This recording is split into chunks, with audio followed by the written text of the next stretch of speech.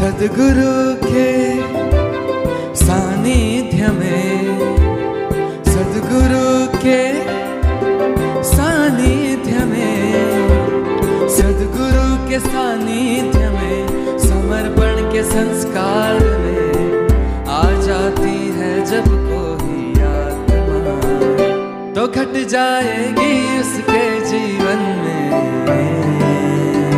अनुभूतियाँ।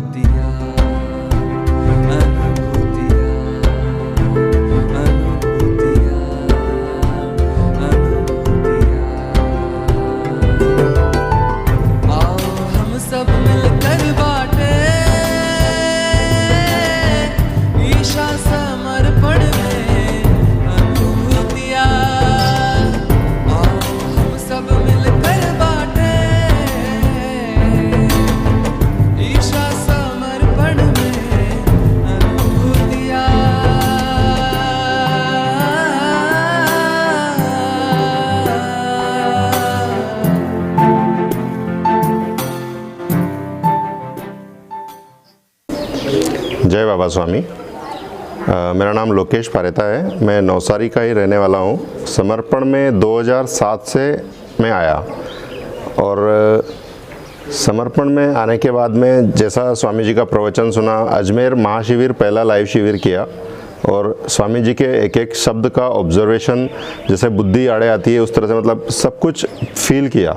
और जो सारी अनुभूतियाँ इतनी सारी हुई अजमेर महाशिविर में भी और उसके बाद भी, मतलब समर्पण में आने के बाद पूरा जीवन ही बदल गया। मतलब जो भी साधक, बहुत सारे लोग जानते हैं क्योंकि नवसारी में मैं था बहुत टाइम पे। अभी मैं उसके बाद में सिंगापुर भी गया, उसके बाद में अभी मैं गोवा में हूँ और अनुभूतियाँ बहुत सारी हैं। लेकिन अभी रिसेंट अनुभूति, जैसे ये इसका एक पोर्ट बनाया है और इसका मैंने वीडियो देखा था, गुरुमा ने अभी हाल ही रिसेंट में बताया कि इससे इतनी एनर्जी मिलती है। तो मतलब वहीं पे भी फिर मतलब क्योंकि बुद्धि का युग है तो बुद्धि सबसे पहले आगे आती है। तो क्या सचमुच ऐसा होता है? तो आज आश्रम विजिट किया और आश्रम विजिट करके शुक्ला जी से मुलाकात की और मैंने शुक्ला जी को पूछा कि मुझे इसका प्रयोग करना है। तो उन्होंने इमीडिएटली प्रयोग किया और जैसे ही मतलब देखा कि हाँ सचमुच में मतलब मोबाइल के रेडिएशन, और इवन मोबाइल नहीं, मोबाइल कवर जो प्लास्टिक का है उसके भी रेडिएशन इतने हैं कि वो पूरी एनर्जी को खींचते हैं। उसके बाद में हमने एक जो गोल्ड रिंग मैंने पहनी है उसको भी हाथ में लेके किया। तो जब ये हाथ में था तो जो भी बंदा मेरा हाथ पुश कर रहा था वो नहीं कर पा रहा था। और जैसे ही मोबाइल हाथ में था या प्लास्टिक कवर, उन्होंने सिर्फ 7 बार मेरे ऊपर ऐसा ऐसा किया और उसके बाद में जैसे बंदे ने हाथ पुश किया वो तुरंत, मतलब प्लास्टिक का जो मोबाइल है वो भी पूरी एनर्जी को खींचता है। और ये जो गाय के गोबर का बनाया हुआ छोटा सा गमला है, 20 ग्राम 50 ग्राम का भी रहेगा, उससे अगर इतनी एनर्जी मिल सकती है खाली हाथ में रखने से, तो ये एक बहुत बड़ा छोटा सा मतलब प्रैक्टिकल किया है इन्होंने। लेकिन ये भविष्य के लिए, और जो लोग एनर्जी को और वाइब्रेशन को और पॉजिटिव एनर्जी को जानना चाहते हैं, पाना चाहते हैं, वो लाखों रुपए खर्च करके भी नहीं पा सकते हैं, वो इस गमले से पा सकते हैं। और ये मैंने रियली प्रयोग किया है और मैंने 10 गमले लिए भी हैं लोगों के ऊपर प्रयोग करने के लिए, उनको बताने के लिए। क्योंकि ये आज के युग में अगर आप बता के या बोल के दोगे तो उसको कोई नहीं मानेगा जब तक आप उसको प्रैक्टिकल नहीं कराते। और जब लोग इसको प्रैक्टिकल करेंगे, अभी मैंने खुद 10 मिनट पहले प्रैक्टिकल किया और मेरे हाथ में ही है और मैंने देखा ये बहुत कूल है, बहुत कूल है मतलब। और जिसको मतलब वाइब्रेशन की लैंग्वेज पता है या वाइब्रेशन पता है वो इमीडिएटली इसको हाथ में लेके कर सकता है। तो मेरा तो एक ही सजेशन है कि इसको और इस गमले को और इस गोबर से जो भी और प्रोडक्ट हम बना सकते हैं या आगे लेके जा सकते हैं, या पहले इस गमले को ही हम कितना ज़्यादा क्वांटिटी में आगे लेके जा सकते हैं, तो उसके लिए हम प्रयास करेंगे। समर्पण से जो पूरा जीवन बदला उसमें से बहुत सारे अंश हैं। लेकिन जैसे स्वामी जी कहते हैं कि एक साधक पूरी किताब लिख सकता है। किताब सच में वो सच है, मतलब स्वामी जी का हर बोला हुआ शब्द सच है। एक अनुभूति शेयर करना चाहूँगा जो हमने सिंगापुर रिट्रीट के टाइम पे की थी। एक्चुअली मनोज भाई ने बोला था कि आपको किचन के लिए, कुकिंग के लिए आना है।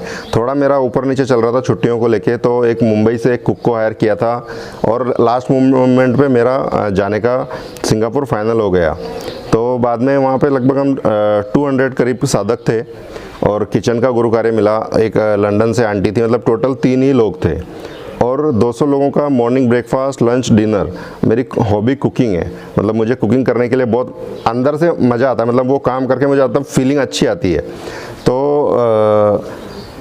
200 लोगों का खाना बनाने के लिए अगर आप तीन टाइम का खाना बनाने के लिए अगर 3 लोग हों तो मुझे नहीं लगता कि उतने अच्छे से बन पाएगा। लेकिन गुरु कृपा में और गुरु कार्य अगर आप अंदर से और दिल से उठा ले तो हमें पता भी नहीं चला कि वो रिट्रीट कैसे ख़त्म हुई, वो गुरु कार्य कैसे ख़त्म हुआ, और बहुत ही अच्छा अनुभव और एहसास उस चीज़ का हुआ जी। जैसा स्वामी जी कहते हैं कि खाली अपने बच्चे को योगी बनाओ, उसी तरह से मेरा जो अनुभव है इस समर्पण मार्ग में आने के बाद में कि मतलब मांगने की कुछ इच्छा ही नहीं रह गई। सब कुछ जो जब बिना मांगे सब कुछ मिलता गया। आज तक जब से समर्पण में आया हूँ उसके बाद से, जब से स्वामी जी ने कहा अपेक्षा भी मत रखो, सिंगापुर में जब थे स्वामी जी और वहाँ पे उन्होंने मैसेज लिखा था कि बिना अपेक्षा, तो मतलब अपेक्षा रह ही नहीं गई। मत रखो मतलब रहती ही नहीं है। मतलब जैसे भी आपकी इच्छा हुई कि हाँ ये होना चाहिए, मतलब अंदर से अभी इच्छा हुई उसके पहले ही वो कार्य हो जाता है। कहीं भी किसी भी कार्य में, मतलब किसी भी प्रकार के कार्य में कोई भी रुकावटें नहीं आई। सारा कार्य बिना निर्विघ्न सब कुछ स्वामी जी की कृपा से सिर्फ 30 मिनट ध्यान करके हो सकता है।